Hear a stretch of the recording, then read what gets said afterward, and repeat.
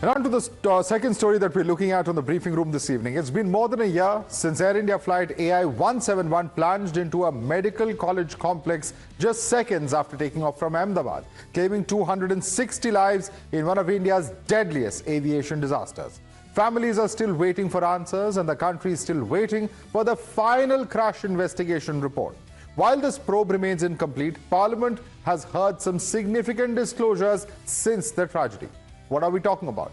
Well, the centre, through the Ministry of Civil Aviation, has told Parliament that investigators found no abnormality in Boeing 787 Dreamliner's fuel control switches, no defect during its detailed examination. It has also revealed that the complete thrust control module remains under examination as part of the ongoing investigation, while emphasizing that the probe is far from over and that the final cause of the crash has not yet been established. But before today's disclosures that have come out in Parliament, the Aircraft Accident Investigation Bureau's preliminary report had already outlined a sequence of events that pointed to a catastrophic loss of engine power moments after takeoff in AI-171. Now, this report had stated that the aircraft's fuel control switches moved to the cutoff position, cutting off fuel supply to both engines and triggering a dual engine failure. According to those findings, the switches shifted just seconds after liftoff, with the cockpit voice recordings capturing the pilots expressing confusion over the cutoff signal. This report had also noted that the ram air turbine deployed immediately, indicating a severe loss of power, while the aircraft's emergency locator transmitter failed to activate after the crash. Now, even as investigators have continued to examine the AI-171 crash, questions are being raised about the aircraft's condition before the disaster. A recent documentary by a former Boeing manager and aviation whistleblower, Ed Pearson, made some shocking claims. What are these claims? One, that the aircraft had documented electrical fault. Second, that the plane suffered fire in the power distribution panel. Claim 3, whistleblower report was provided to the US Congress. Claim number 4, that this information was concealed from the public by Boeing and Air India. Claim number 5, minutes before the crash, the airplane transmitted fault messages. Claim number 6, the plane's electrical systems failed on the aircraft's previous leg. Claim 7, electronics experts have challenged the fuel control switch theory. And experts claim that the signal came from relay, not the movement of the switch. To understand how the investigation has evolved over the past year, let's take you through a timeline of key developments in the AI-171 crash probe. On 12th of June 2025, AI-171 crashes about 30 seconds after takeoff. On the 13th of June, AIB formally launches investigation. On the 16th of June, the second flight recorder is recovered. On the 19th, DGCA orders enhanced inspections of 787 fleet. On 12th of July, AIB releases preliminary findings. On the 14th of July, the DGCA ordered the check of fuel control switches. In September 2025, victims' families sue Boeing and Honeywell.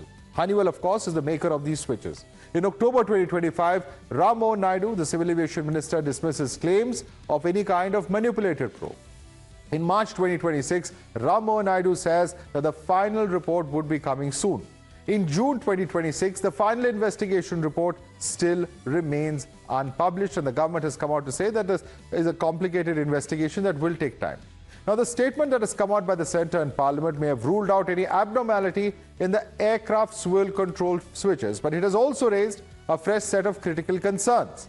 If investigators found no defect in these switches, what caused the switch in particular, this aircraft, to move to the cutoff position? What led to both engines losing the fuel supply within seconds of takeoff? Was the sequence then triggered by human action, a system malfunction, or a software-related issue?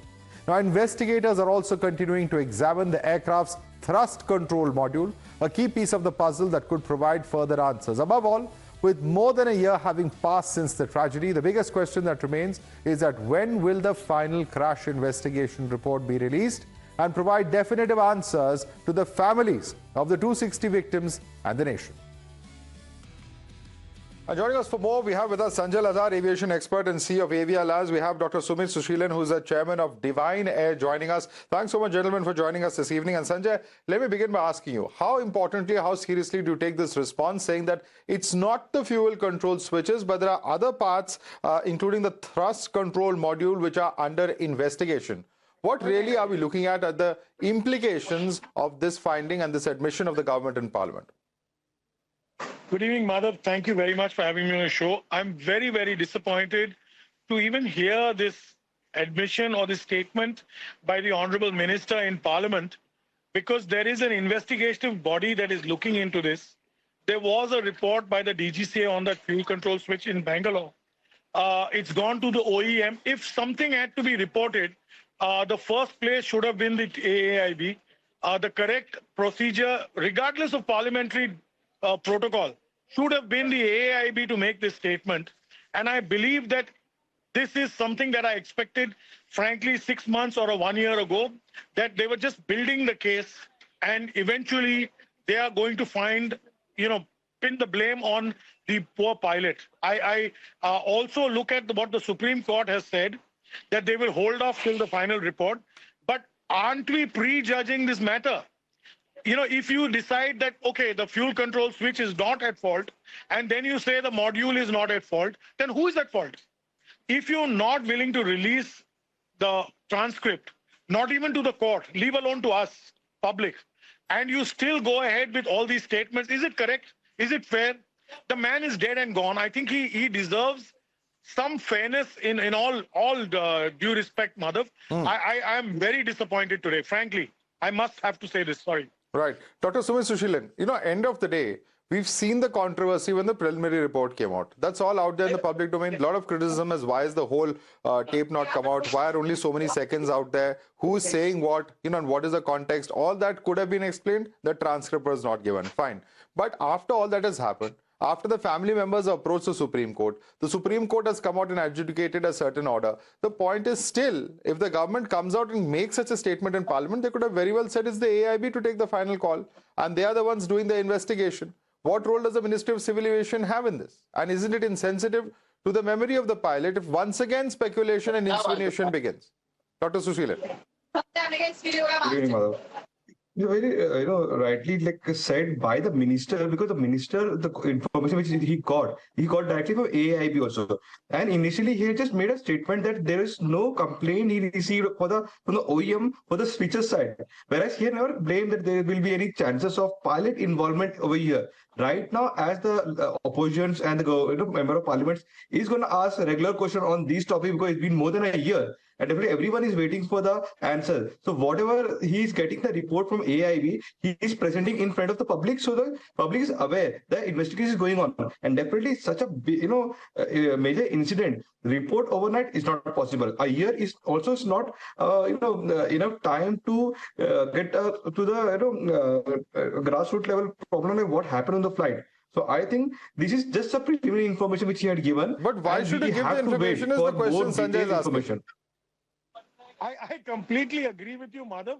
This actually defeats the mandate of the AAIB. Frankly, let me tell you why the AAIB has come into force in India. To assure an independent investigation body, which is independent of the government. If ministers of the government and secretaries of the government are going to release and leak or talk about specific instances relating to a crash, relating to a component that is in question in a crash, then what is the point of the AIB? This just goes to show that in India, there is no independent regulatory body, whether it's the DGCA or the AIB. They all function under the parliament, under the minister and, the ministry, really. So therefore, we need an independent ombudsman body. We need a regulator like the CA, like the UK, or even the FAA or the NTSB has. And this is the tragedy we are facing. I feel for Mr. Senior Sabharwal, who has gone to the Supreme Court as a father of a son who is being tarred indirectly, not directly. Let me make this very clear. I feel, really hurt because, I know what it is to lose a family in a crash. I've lost my entire family. I know what it is when the finger of suspicion is pointed at a particular crew member or a particular incident. And therefore, I think the government should have been more sensitive. This is something they could have replied in Parliament saying, we cannot give this response to this member at this point in time until the AIB report is coming. And I don't believe any parliamentary member would have objected to that. This is my personal view on this. Right. And Dr. Sushilan, this is very important because, there are many other theories. There are theories of electrical failure. For instance, why did the rat deploy at a specific point of time, which many believe means that the actual failure or electrical failure or otherwise happened even before the plane left the ground. There are so many theories in the last 1 year that we've heard from various experts across the globe, but saying something so conclusively, this really defeats the purpose of having an official or a professional inquiry into the entire matter. Mr. Sushilan. We have to understand this part. Everyone have a doubt on the switches. That was, and even the government was targeting why the switches got off. So right now, the information which they got from AIB in initial stage, they had said the same thing. Why? Because people are targeting the switches only, but there might be a multiple other reason also of the crash. So that's what the government is saying. They will need another few more months to come up with a clear report on this thing. And when the question comes to the parliament, definitely the minister have to respond. They can't say that, it's on the investigation, we can't respond to that, because that's the way the parliament works. No, but my simple point that I'm not able to wrap my head around, Sanjay Lazar, is that the 2018 FAA advisory is very clear, and I'm just reading out for it. This special airworthiness information bulletin is to advise registered owners and operators of the Boeing company model 717-200, 737-700, 700C-800 and 900ER series planes, 737-8 and 9 airplanes, 747-400, 400D, 4NF, 8 and 8F series planes, 757-200, 200CB, 200PF, 300 series planes, 767-200, 300, 300F, 400ER, 2C series planes, 787, 8, 9, 10 airplanes, MD-11, MD-11F airplanes and MD-90-30 airplanes. So if the 787, 8, 9 and 10 airplanes are specifically mentioned in this, along with such a large swath of aircraft coming out from the Boeing, how is it that suddenly this clean sheet has been given by the OEM? Madhav, what Dr. Sushilan says is partially right. The minister has actually made the point that there is no need for an AIB, because that means any member of parliament can keep asking and an independent body doesn't have to investigate. The ministry has to. Because that is what the minister has done. He has reported, please read his statement. He has reported the statement of an OEM manufacturer, Honeywell. He has reported what Boeing has sent them. He's not reported what the AIB has sent. Please, let's be very clear on that. Therefore, the minister is responding to the parliamentary member on what a foreign company has sent. Therefore, what is the status and the standing of the inquiry? I would beseech the Supreme Court to please appoint a judicial inquiry and look into this properly. I have said this from day one on your channel and all the other channels. We have got a litany of crashes prior to the formation of the AIB, which went for a judicial inquiry. We have had evidence, we have had witnesses, we have had a proper system of subpoena. This is missing in the AIB. And there is a substantial challenge that you can make in points of law. We can't make that here. And therefore, this is the lacuna. Let's understand why. This is the first tragedy of the 787. We hope and pray there are no more. But let's look at the larger picture here. We want justice. Of course, I will confess, I knew Sumit personally, Captain Sabharwal, and therefore I have a larger, vested interest at stake. Also, the truth is very important to all of us. Whether it's Dr. Sushilan or me, we want to get to the truth.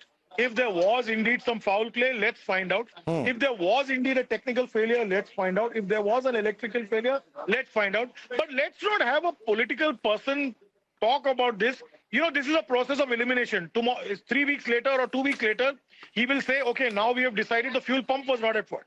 4 weeks later, he will say, now the engineering, there was no electronic failure. So what is left then for the AIB to report? Minister has reported A, B and C are not at fault. Who is left? I mean, this is the joke. This is what I find funny. This is you won't see this in the US. It wasn't so tragic actually, because respect for systems is important. Respect for institutions is important, and therefore you won't see this in the US, Madhav. Yeah. You won't see the NTSB, the minister or the federal transport minister saying this in the US. He will shut his mouth. He will say, I bow to the AIB or the NTSB, who is doing a detailed judicial investigation. But obviously this shows the Supreme Court that it's not a judicial investigation, it's a political investigation. Is this a political investigation then, Sumit Sushilan? And also, what does the minister mean with his reply? Does this mean that the specific component of, the specific part of the crashed aircraft has been tested? Or does this mean a blanket approval for all switches that are currently in operation? It's not blanket approval for all. No, it's not a blanket approval. It's only specific for the fuel switch, which they have mentioned clearly in the Parliament. Right now, also there investigation going on for other equipments and all. So definitely, it's only for one thing which they got the report from the OEM, and still it's not like complete clean sheet for that. Still, the investigation going on. What that the minister said. So I think we should wait for another few months to get the concrete report on this. All right, we'll wait a few months for the concrete report to come. The government, and we certainly hope the report comes sooner rather than later, because all of this speculation, all of the tragic processes, the kind of questions that are coming around as far as the pilot, Captain Sabarwal, are concerned, as Sanjay Lazar was telling us, are quite unfortunate. Unfortunately, this is one reply in Parliament that will perhaps increase that speculation. That's the only unfortunate takeaway from all of this. Dr. Sumit Sushilan, Sanjay Lazar, thanks so much for joining us this evening. And there's some breaking news coming in after the centre's clarification that they found no defects in the fuel control switch mechanism in the Boeing 787 Dreamliner. Top DGCA sources are telling Times now that this observation is not just specific to the AI-171 plane that crashed in 2025, but rather for the Heathrow-Bengaluru sector flight. Let's go across to Hina for that clarification coming in from DGCA. Over to you, Hina. That's right, Madhav. So, where DGCA in this reply has mentioned that no abnormality was observed with regard to fuel control switch, it was not about AI-171 flight of Air India that crashed. It was about an incident that actually occurred in February this year. In fact, on 2nd of February, it was an Air India Boeing 7878 aircraft that after operating the flight from London to Bengaluru was grounded based upon an entry that was made in the pilot defect report. Now, that entry mentioned that the left fuel control switch is slipping from run to cutoff position when it is being pushed slightly and does not lock positively in its selected position. It was about this incident that DGCA had informed the ministry that, there was no abnormality that was observed, and perhaps ministry did not put out the complete answer, and hence the confusion took place. Many people felt that it was about AI-171, but no, it was about a different incident involving a Boeing 7878 aircraft. That incident took place in February this year on 2nd of February. Well, yes, in fact, Times had broken that particular story, and in fact, at that point of time, DGCA had initially said that there was no preliminary fault that was found as far as his aircraft is concerned, and as far as the switch is concerned, it was not properly deployed, is what had been stated then. Subsequently, they've sent it to the OEM. They've clearly found that, in fact, as far as that aircraft is concerned, there's no fault. But what does this really mean for the larger issue? Because this is something that has been plaguing the aircraft and the entire family of Boeing aircraft from the year 2018 by FAA, which is the US regulator's own admission. Hina, thanks so much for joining us. Questions still continue, and all eyes on when that AI-171 report will finally be out. Thanks so much for joining us on this edition of The Briefing Room.